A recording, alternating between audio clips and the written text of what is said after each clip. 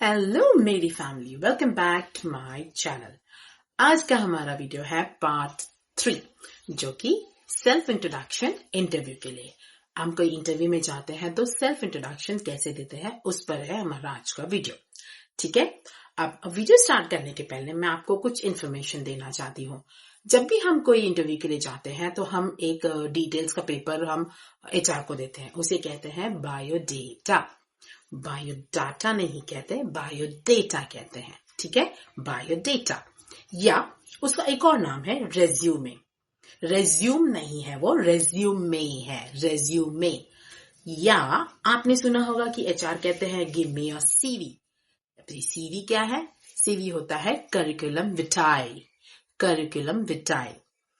सो इसे कहते हैं या तो बायोडेटा या रेज्यूमे या करिकुलम विटाई।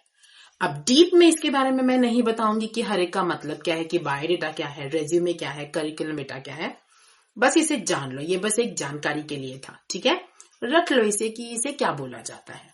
ठीक है, तो अगर आपको कोई एचआर बोलता है गिव मी योर सीवी, तो आपको पता है कि वो क्या मांग रहा है। अब कोई भी इंटरव्यू में अगर हम जाते हैं तो सबसे पहले हम देखते हैं कि सवाल हमें पूछा जाता है कि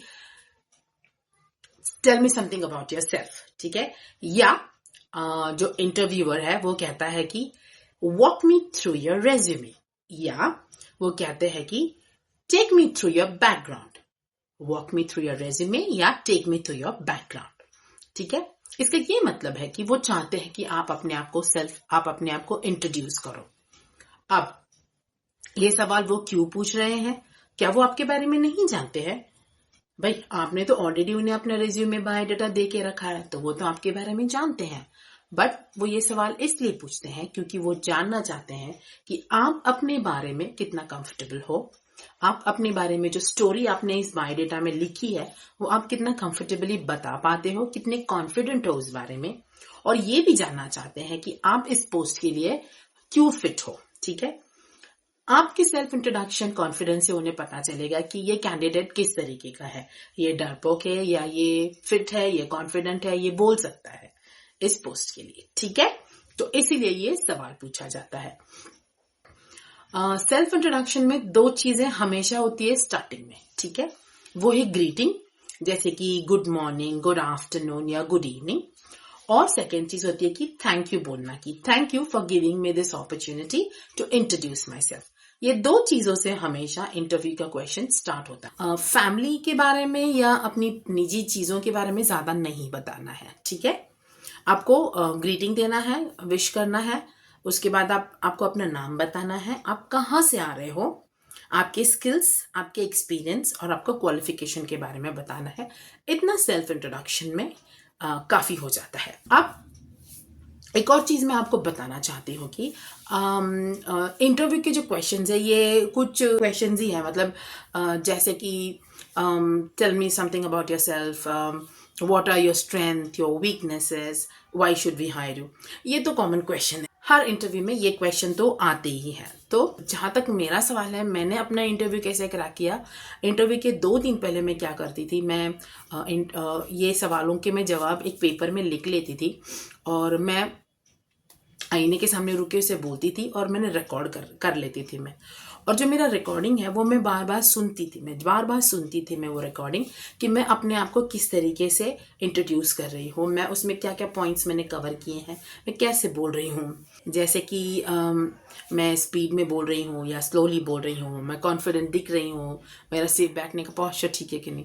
तो इसी तरीके से मैं कहूँगी कि आप भी अपना इंटरव्यू के पहले 1 या 2 दिन पहले आप अपना एक पर्ची में पूरा लिख लीजिएगा, क्या बोलना है, किस तरीके से बोलना है, आपके स्किल्स क्या है, आपके क्वालिफिकेशन क्या, एक पर्ची में लिख लीजिएगा।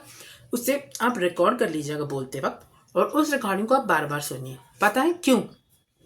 क्योंकि कोई नई मूवी की सॉन्ग आती है तो हम उसे सुनते रहते हैं, सुनते हम वो गाना सीख लेते हैं, हमें पता रहता है। अगर हमें नींद में भी कोई पूछे ना तो हम वो गाना गा सकते हैं, क्योंकि सुन के हमने उसे रट लिया है।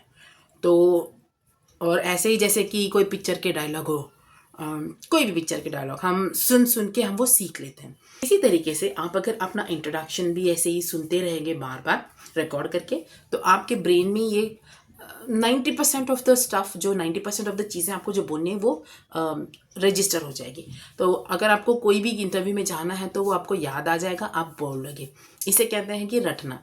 लेकिन रट के ऐसा ना करना कि तोते की तरह बोल रहे हो या रोबोट की तरह बोल रहे हो। जब आप इंटरव्यू में ऐसे बोलोगे तो ऐसे बोलना कि जैसे सामने कोई बैठा है और आप उनसे बातचीत कर रहे हो, इस तरीके से आपको बोलना है। ठीक है, ये कैसे होगा? आपको प्रैक्टिस करने से होगा। तो रिकॉर्ड कर लीजिए, सुनते रहिए और प्रैक्टिस करते रहिए, तभी आपको इंटरव्यू में कॉन्फिडेंस भी रहेगा और आप बोल भी पाओगे सही टोन और सही कॉन्फिडेंस के साथ। ठीक है, तो चलो देखते हैं। अब देखते हैं कि कोई फ्रेशर अगर है तो वो कैसे अपने आप को इंट्रोड्यूस करेगा। तो सबसे पहले मैं बोलूंगी कि good morning, thank you for this opportunity to introduce myself. My name is Sheela Vinod, I am from Delhi, Faridabad. I have completed my MBA in banking from Pune University या जो भी यूनिवर्सिटी आपका है, and have specialized in finance marketing. ठीक है, इतना fresher के लिए काफ़ी है। इसमें क्या क्या आ गया? मेरा नाम आ गया, मैं दिल्ली से हूँ ये मैंने बता दिया, मैंने क्या पढ़ाई की है वो मैंने बता दिया, MBA किया है मैंने, और स्पेशलाइज किस में किया है मैंने वो भी बता दिया, और कहाँ से किया है मैंने वो भी बता दिया। तो एक या दो लाइन में ही मैंने इतना सारा आइडिया दे दिया उनको कि ये एक ऐसा इंप्रेशन बनाएगा कि ये इंसान सुलझा हुआ है, इसे पता है कि कैसे अपने आप के बारे में बताना है।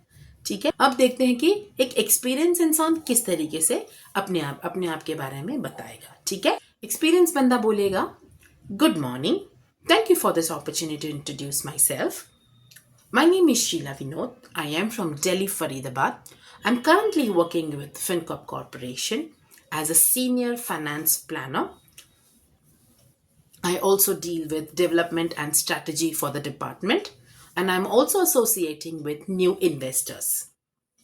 ठीक है, अब कंपनी ने जो इंटरव्यूअर है उसने जान लिया कि आप कौन हो, आप कहाँ से हो, आपने क्या पढ़ाई की है। अब नेक्स्ट स्टेप है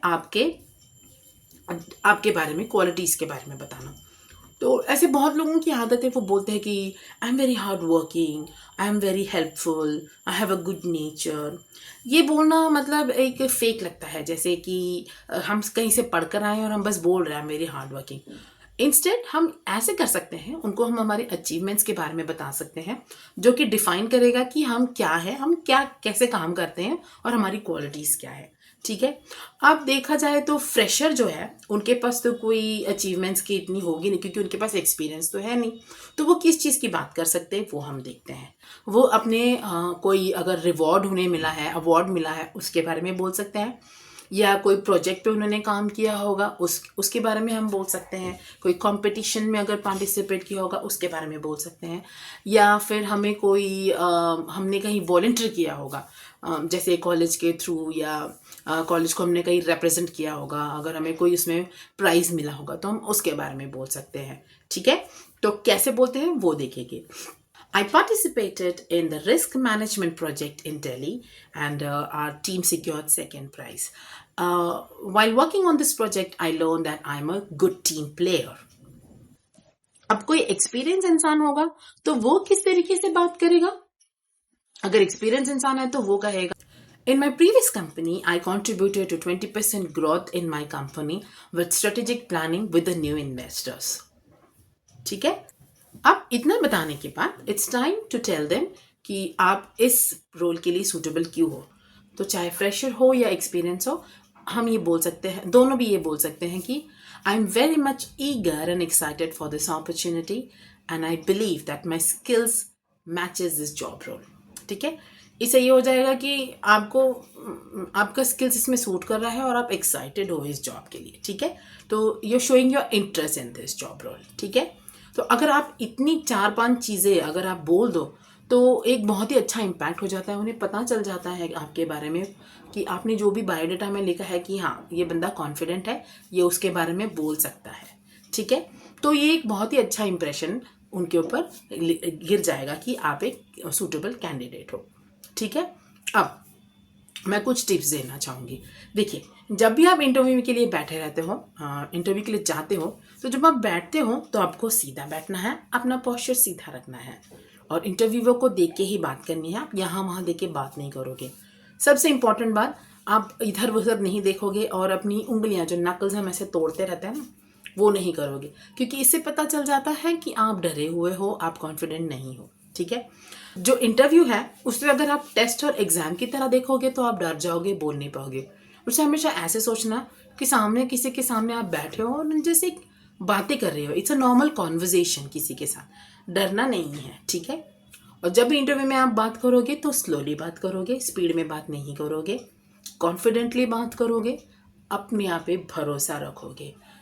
आपसे ज़्यादा भरोसा आप पे कोई नहीं रख सकता। अगर आपको अपने आप पे भरोसा नहीं है तो सामने वाले को भी आप पे भरोसा नहीं आएगा। इसलिए अपने आप पे भरोसा रखो।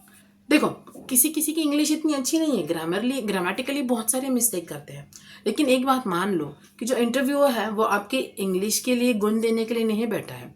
जो इंटरव्यूअर है वो आपके स्किल्स, आपके अचीवमेंट्स अगर वो सुन लेना तो छोटी मोटी इंग्लिश की गलतियां भी इग्नोर हो जाती है। छोटी मोटी इंग्लिश की गलतियां समझ लेते हैं इंटरव्यूअर, क्योंकि उन्हें पता है कि आप भी टेंशन में हो, प्रेशर में हो। इसीलिए ऐसा ना हो कि कोई इंग्लिश में अटक गए हो तो आप उधर ही कॉन्फिडेंस लूज कर दो और रुक जाओ, ऐसे नहीं हो। अगर थोड़ा बहुत इंग्लिश मिस्टेक कर भी लेते हो तो भी बोलते जाना, कॉन्फिडेंटली बोलना, अपने आप पे भरोसा रखना। ठीक है, तो ये था हमारा आज का वीडियो। होप सो आपको ये वीडियो बहुत अच्छा लगा होगा, आपको समझ में आया होगा कि किस तरीके से बोलना है, प्रैक्टिस कैसे करनी है। तो मिलते हैं हमारे नेक्स्ट वीडियो में, जहाँ पे हम और खूब सारी इंग्लिश की बातें करेंगे और हम बहुत सारे टॉपिक कवर करने वाले हैं। अगर आपको ऐसा कोई टॉपिक है जो आप चाहते हो कि मैं कवर करूँ तो कमेंट सेक्शन में ज़रूर लिखिएगा। तो जब तक हम अगली बार मिलते हैं तब तक अपना बहुत सारा ख्याल रखिएगा मेरी फैमिली। बाय।